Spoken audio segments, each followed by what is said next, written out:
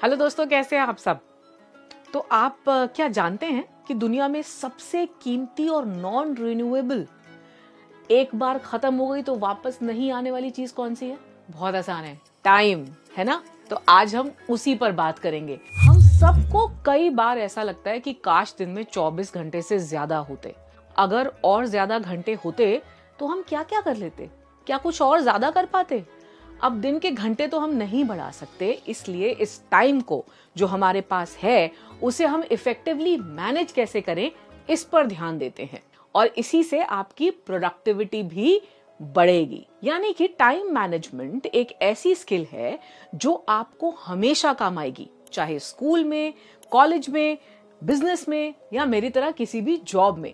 ये एक बहुत जरूरी लाइफ स्किल है जो हम सबके लिए बैलेंस लाइफ रखने के लिए और लाइफ को मैनेज करने के लिए बहुत जरूरी है। अगर मेरा कोई रिलेटिव्स या मेरा फ्रेंड्स या कुछ मैसेज करते हैं या कुछ सेंड आता मैसेज या वीडियो आती, तो मैं उस पर अपना टाइम अधिकतर खराब पड़ा। एक वीडियो देखी तो उसके बाद तुरंत 1 2 3 4 ऐसे करते करते मैं टाइम उसमें वेस्ट हो जाता है। कम समय में कैसे टाइम मैनेजमेंट करूं और कैसे अच्छे से पढ़ सकूं, मेरा टाइम मैनेजमेंट क्या होना चाहिए मुझे समझ नहीं आ रहा है, क्योंकि एमएनएस बहुत टफ कोर्स है, उसके लिए नीट क्लियर करना पड़ता है। तो मैं अपना टाइम मैनेज कैसे करूं? हमारी कुछ महीनों में बोर्ड्स आने वाली है और हमने उतने अच्छे से प्रिपरेशन नहीं कर पाई है और टाइम बहुत कम बचा है, तो उसे हम कैसे कम टाइम में पूरा कोर्स कर सकते हैं। आज की इस डिजिटल दुनिया में हम हर समय जो फोन पर रहते हैं या टैब पर रहते हैं, तो ये समय जो है ना, ये हाथ से रेत की तरह फिसलता चला जाता है। जैसे कब हमें रील स्क्रॉल करते करते घंटों बीत जाते हैं पता ही नहीं चलता। सोशल मीडिया, ओटीटी पर बिंज वॉचिंग, वीडियो गेम्स, दोस्तों के साथ जरूरत से ज्यादा समय बिताना, कई बार जो है हम सब ये सारा समय जाया कर देते हैं और हम ध्यान नहीं रहता हमें कि हम कितने घंटे जो हैं बिता चुके हैं, जिसमें हम शायद कुछ और बहुत बेहतर कर लेते। समय को मैनेज करने के लिए डिसिप्लिन की जरूरत पड़ती है। जब भी मोबाइल फोन का एंटरटेनमेंट के लिए इस्तेमाल करें तो टाइमर लगाएं। 30 मिनट से ऊपर एक बार में मोबाइल पर ना रहें। दिन भर में मनोरंजन के लिए मोबाइल फोन 1 घंटे के लिए ही इस्तेमाल करें। जब पढ़ने बैठें तो या तो फोन किसी बड़े को दे दें या फिर उसे स्विच ऑफ कर दें। फोन से पढ़ाई कम से कम करें। टाइम मैनेज करना है तो अपने लिए एक टू डू लिस्ट भी बनानी होगी और अपने कामों को जरूरत के हिसाब से क्रम में लिखना होगा। ये करने के लिए आप ईशनहावर के अर्जेंट वर्सेस इम्पोर्टेंट मैट्रिक्स की मदद ले सकते हैं। इसमें आप अपने कामों को 4 भाग में लिखते हैं। पहले, सबसे जरूरी या महत्वपूर्ण काम। दूसरे भाग में सिर्फ जरूरी काम। तीसरे भाग में वो काम लिखें जो जरूरी तो हैं लेकिन उन्हें कोई और भी करेगा तो चलेगा। और चौथे भाग में वो काम लिखें जिन्हें बाद में किया जा सकता है या पूरी तरह छोड़ा जा सकता है। उदाहरण के तौर पे पढ़ाई का डे प्लान बनाना ये सबसे जरूरी काम की श्रेणी में आता है।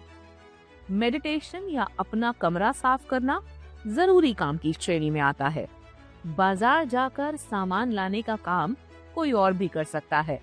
वहीं एग्जाम से पहले दोस्त की सुझाई सीरीज देखना खारिज किया जा सकता है। तो स्टूडेंट्स के लिए बहुत जरूरी है, ये बड़ा मुद्दा है, क्योंकि आजकल इतना कुछ अलग अलग अंदाज में करना होता है। इतने सारे subjects, exams, activities, profile building, ये सब कुछ स्ट्रेस में भी डाल देता है अगर हम टाइम ठीक से ना मैनेज करें। तो आप इतना टाइम मैनेज करेंगे तो आपको स्ट्रेस भी कम होगा। इसके लिए कुछ जरूरी टिप्स फॉलो करनी है। सबसे पहले डे प्लान, जैसा मैंने पहले भी कहा था। तो डे प्लान कैसे बनाना है? हर सुबह अपना दिन शुरू करने से पहले, यानी कि मेजर काम शुरू करने से पहले बैठिए। जल्दी, बहुत समय नहीं लगाना है इसमें। कौन से सब्जेक्ट आपने पढ़ने हैं तो वो आप पहले कर लीजिए। कितना घंटा किस सब्जेक्ट को देना है, किस विषय के डाउट क्लियर करने हैं। पढ़ाई करते समय गोल सेट कर लेंगे, जैसे फॉर एग्जाम्पल आज गणित के 3 चैप्टर खत्म करने हैं या 2 घंटे में इतिहास के नोट्स तैयार करने हैं। शर्त बस इतनी है कि ये गोल्स रियलिस्टिक हों, यानी ख्याली पुलाव नहीं हो। जो आप कर सकते हैं, जितनी आपकी क्षमता है वैसा ही गोल बनाएं। बहुत ज्यादा आगे जाएंगे तो टू डू लिस्ट का कोई फायदा नहीं होगा। अब सवाल यह है कि इतने घंटे लगातार पढ़ाई में ध्यान कैसे लगाया जाए। तो इसके लिए आप, एक तकनीक होती है पोमोडोरो तकनीक, उसका इस्तेमाल करिए। यानी ये जापान की तकनीक है। फ्रांसिस्को सिरिलो ने 1980 में इसे इंट्रोड्यूस किया था और आज भी ये उतनी ही कारगर है। इसका मूल मंत्र ये है कि आप कुछ समय पढ़ेंगे और कुछ समय ब्रेक लेंगे, बीच बीच में छोटे छोटे ब्रेक्स लेते रहेंगे लगातार। तो जैसे 25 मिनट आप पढ़ाई करें और फिर 5 मिनट का ब्रेक ले लें। हर 2 से ढाई घंटे के बाद 15 मिनट का या आधे घंटे का ब्रेक ले लें। ये तकनीक आपको कंसंट्रेशन बढ़ाने में और प्रोडक्टिविटी बढ़ाने में, दोनों में मदद करेगी। इसके साथ ही मल्टीपल सब्जेक्ट्स भी आप इसमें डाल सकते हैं और वो रोटेशन के हिसाब से आप पढ़िए ताकि आप एक सब्जेक्ट से बोर ना हो। वो आपके ऊपर डिपेंड करता है। आपको लग रहा है कि एक ही विषय पढ़ना है लंबे समय तक और उसी से काम होगा तो वैसे करिए, नहीं तो आप उतने दिन में 2 सब्जेक्ट का रोटेशन करके पढ़िए। 2 से ज्यादा मत करिएगा वरना कंफ्यूजन भी क्रिएट हो सकता है। ध्यान रहे कि आप हर सब्जेक्ट के लिए नोट्स की कॉपी बनाएं और कोर्स समय से पूरा रिवीजन करने का उसको समय रखें। उसमें ऐसा ना हो कि नोट्स ही बनाते रह गए और रिवाइज करने का समय नहीं मिला।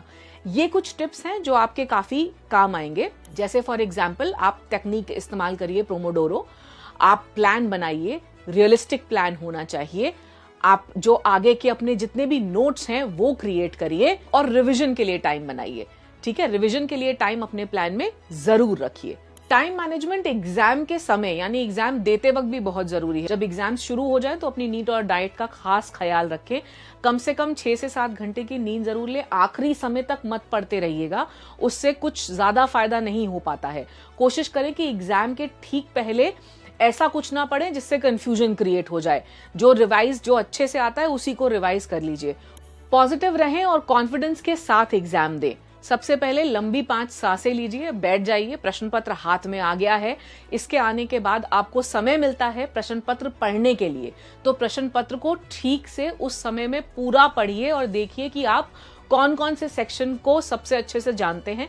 जिस सेक्शन को आप सबसे कॉन्फिडेंटली कर सकते हैं उसे सबसे पहले करिए और उसके बाद धीरे धीरे बाकी का पूरा प्रश्न पत्र सॉल्व करिए। जब एग्जाम हॉल में हैं और कर रहे हैं तो घबराइए मत, एक एक करके जवाब देते जाइए। कोशिश पूरी करिएगा कि पूरा पेपर खत्म करें, कुछ छोड़िएगा नहीं।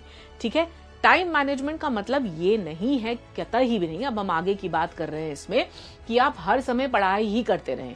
ये जरूरी है कि आप अपना काम, पढ़ाई, हॉबी, दोस्तों और परिवारों के लिए सबके लिए समय निकालें।